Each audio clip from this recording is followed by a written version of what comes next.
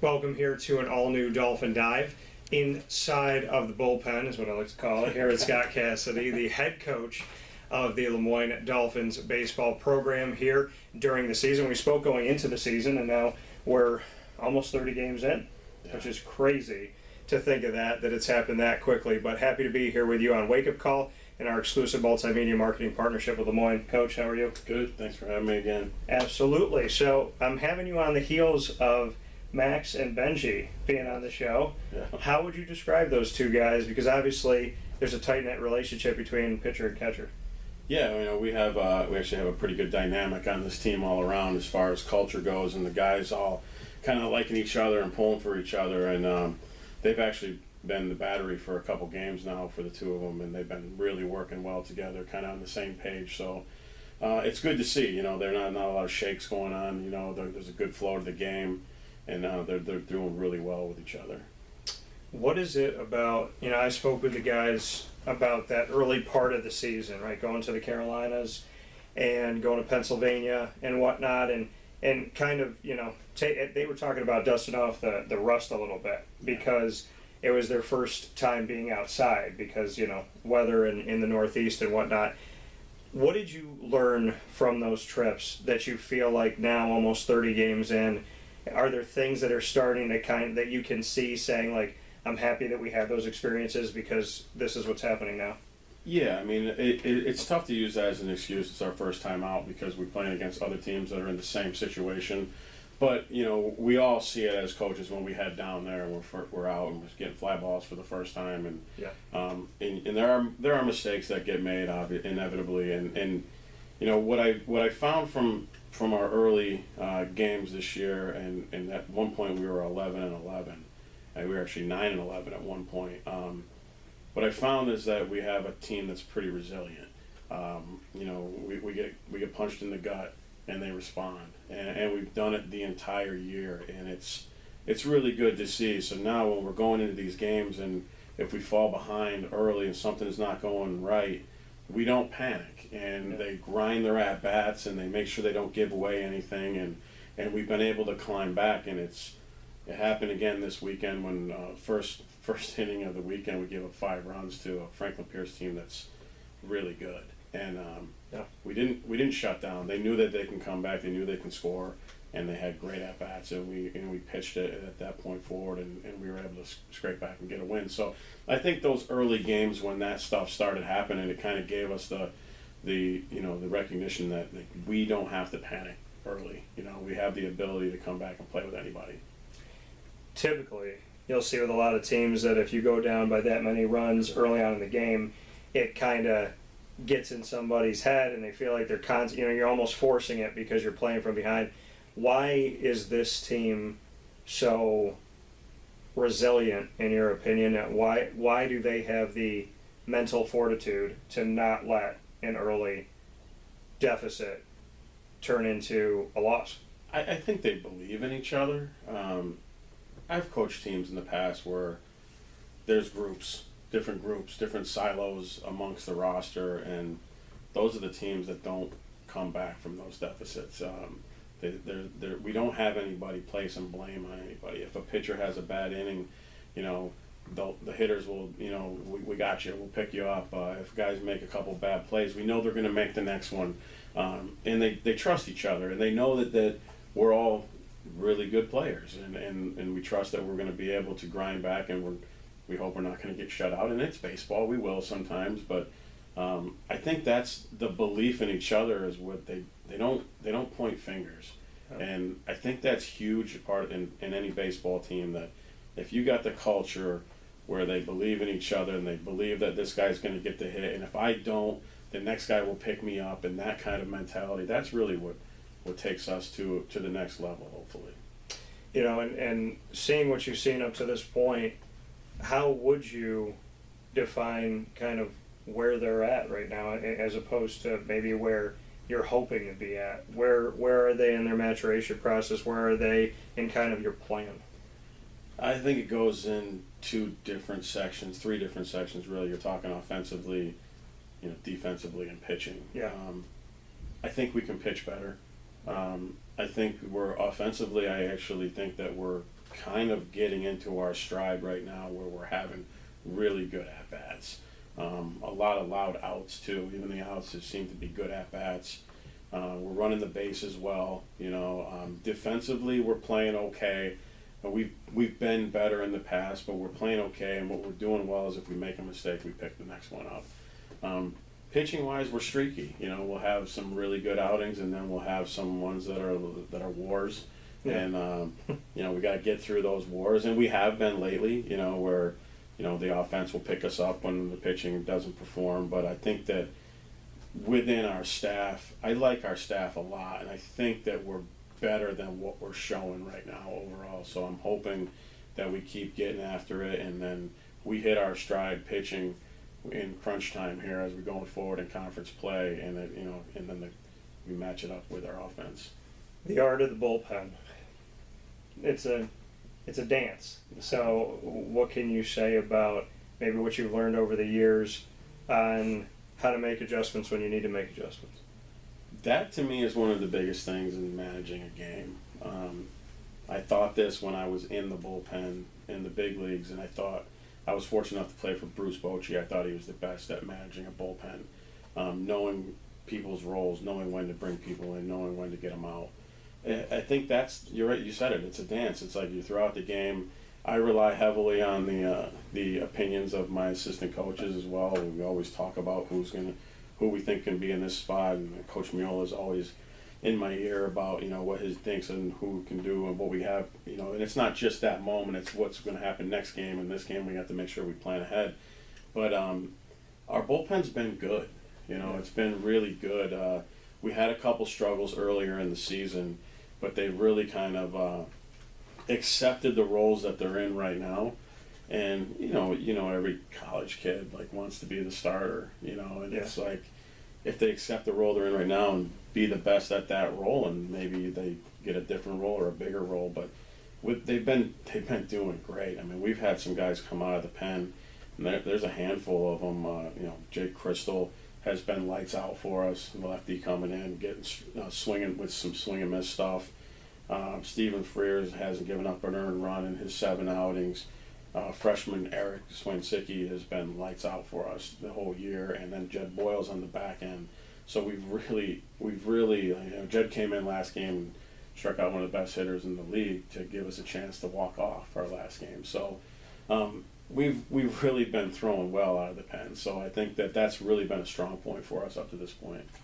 And we look at the fact that your team has said this to me, that they said there's something about home, something about Dick Rockwell Field, that you just know how to take care of business. What is it? What's the magic of Dick Rockwell Field?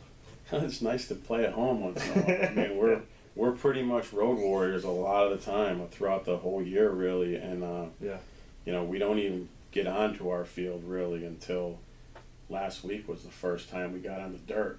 So we started the whole season. We're playing 25 games on the road before we even step on home. So I think it's nice to sleep in our own beds and get up and have a routine and not have to get on a bus, and you feel a little bit more energized. It's always great to play in front of your home fans.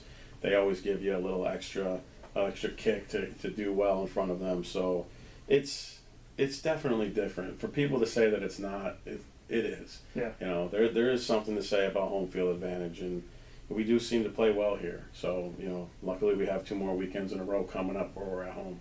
Yeah, and for those of you that are here with us on Friday morning on the 7th, there's a doubleheader right after the show today at noon and 3. Then on Saturday, April 8th at noon and 3. And then the following Saturday as well, before you head back on the road a couple days after that, I believe. So the following weekend after that, we'll be on the road again. So, like you said, I mean, it's so atypical, and I think it's, in this city, it's funny because people will look at Syracuse basketball and say, Boeheim doesn't leave for 2 months. But in your case, it's the exact opposite. Like you said, you start on the road, you play so many games on the road. Do you get to a point where you almost feel like, I mean, it's a strange season, right? Because there's different series, but, the majors, you go home, you go on the road, you go home.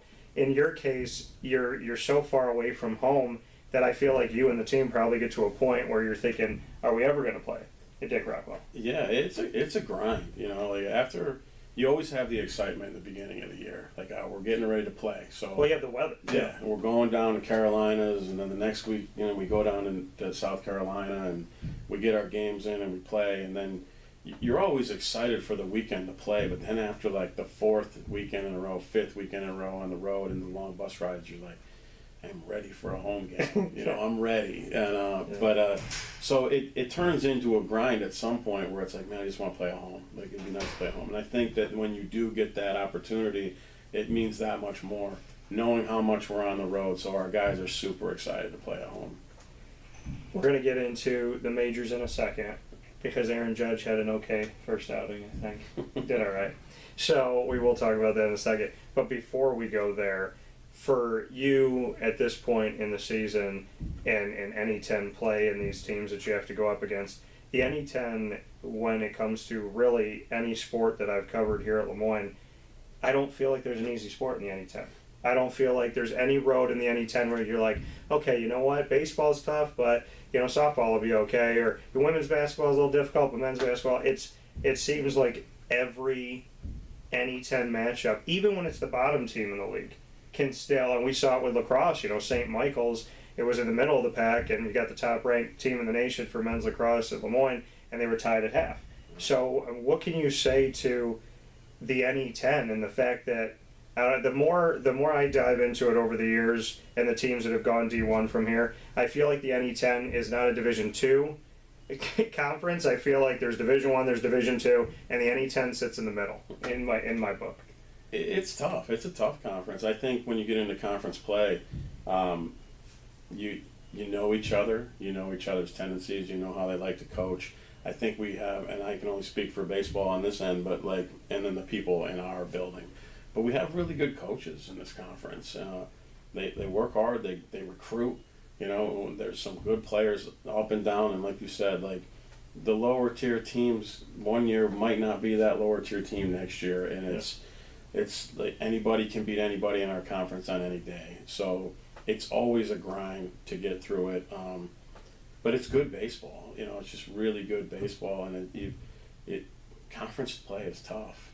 So when you get into it, every game's a war from the first pitch, and like I said, there are a lot of good players. So I don't want to discredit any other teams, like any other conferences. Like we play the PSAC teams a lot, and they're dynamic over there. They're really good. So there's not really any off weekends. It's always get after it. But once you get into conference play, the kids know each other. They've been playing with each other for 4 years against each other.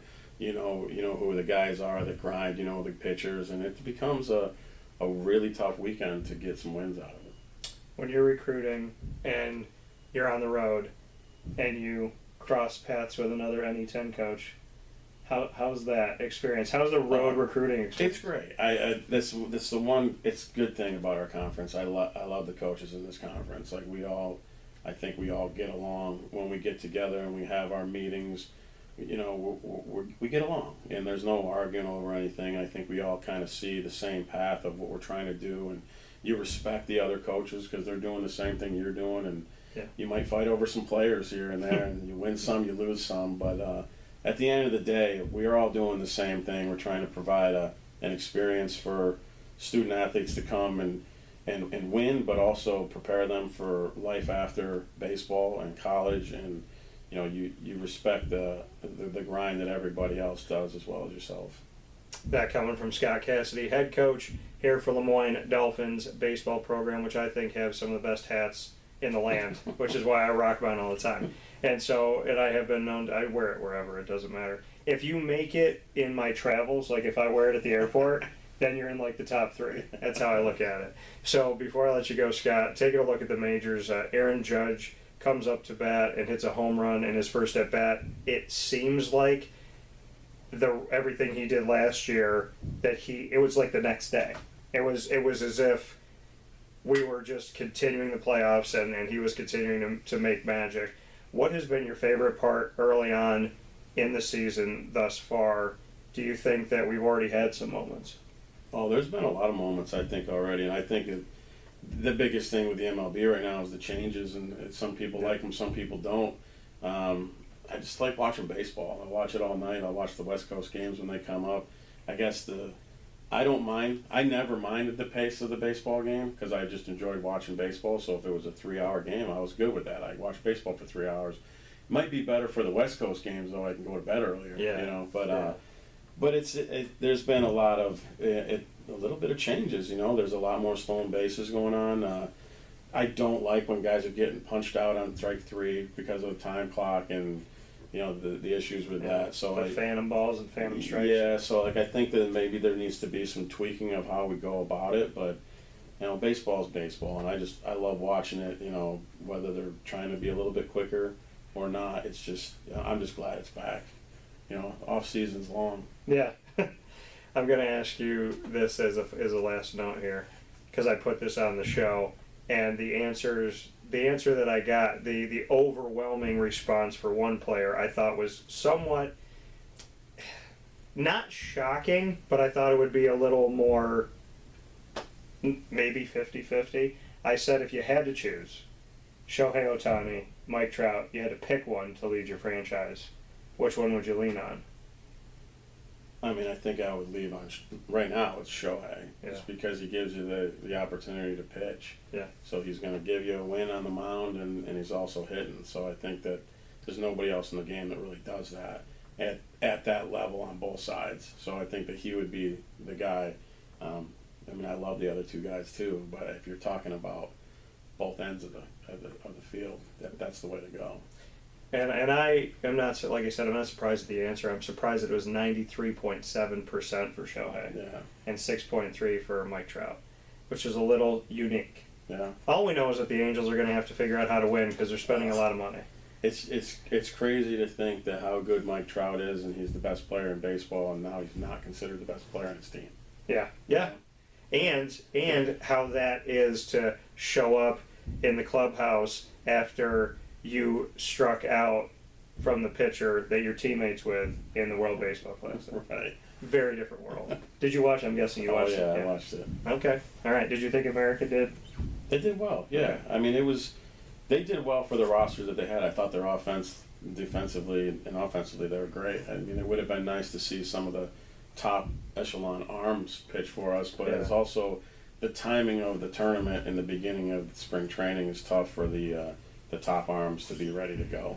Well, and that was the problem. I think, you know, if anybody circled anything, it was the pitching. Yeah, because you didn't have the names that you thought. But I do want to shout out my Diamondback. Merrick Kelly was there, so I do give him some love for that. With that being said, and it's good to know somebody else watches the West Coast games. So for Scott Cassidy, myself, Dan Tortora, we thank you for being here on this very special Dolphin Dive, and we look forward to seeing you after Wake Up Call with Dan Tortora at Dick Rockwell Field today, this weekend, and next weekend. Thank you, sir. Thank you. Appreciate it.